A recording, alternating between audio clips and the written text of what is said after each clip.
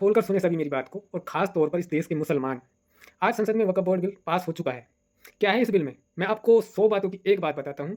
इस बिल के जरिए ये जो वक्फ की हुई संपत्ति है, वक्फ बोर्ड के अंतर्गत जो संपत्ति आती है, चाहे उसमें मस्जिद हो, मदरसे हो, कब्रिस्तान हो या और कोई ज़मीन हो, उस पर ये अपना कब्जा करना चाहती है सरकार, और उसको बेचकर पैसा कमाना चाहती है। ये है इसका सीधा टारगेट। अब ये चाहे कुछ भी कह रहे हों, गुमराह कर रहे हों, कुछ भी हो, लेकिन इनका टारगेट यही है। क्योंकि आपको पता होगा कि इस सरकार ने देश में सब कुछ बेच दिया।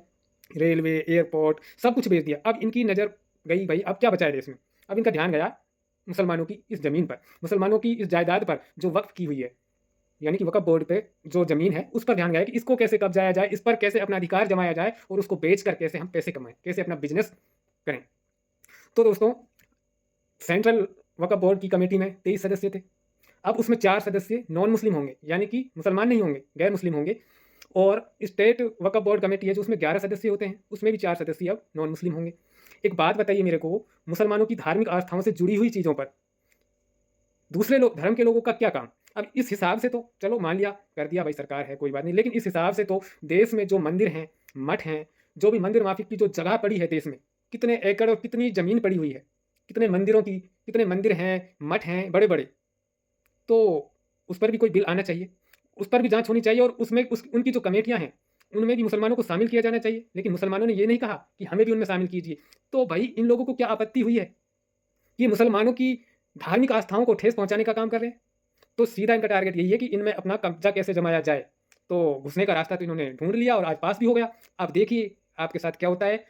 इस सरकार का सीधा सा मकसद है भ्रम फैलाना, दंगे फसाद फैलाना, लड़ाई झगड़ा करवाना, आपसी भाईचारे को खत्म करना। क्योंकि अभी आपको पता होगा महाकुंभ में कितने लोगों की जान चली गई, इन्होंने कोई रिकॉर्ड दर्ज नहीं, कोई रिकॉर्ड पेश नहीं किया, कितने लोग वहां पर इस दुनिया को छोड़ गए, और अभी तक 1000 लोग लापता हैं।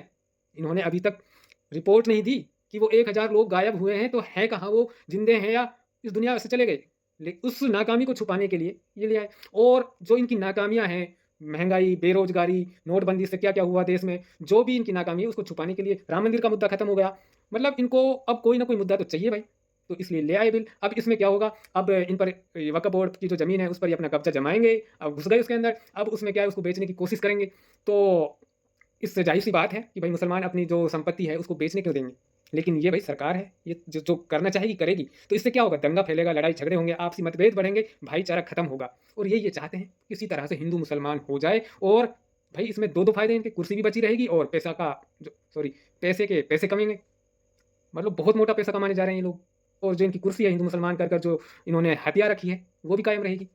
तो समझने की कोशिश कीजिए। तो मैं मुसलमानों से भी कहना चाहूँगा कि आप लोग भी आवाज़ उठाइए और कहिए कि हमें भी जो मंदिर मठ या मंदिर माफिक की जितनी भी जगह है देश में, हमें भी उसमें शामिल किया जाए उनकी कमेटियों में। वीडियो अच्छी लगी हो तो लाइक शेयर और सब्सक्राइब जरूर करें। धन्यवाद।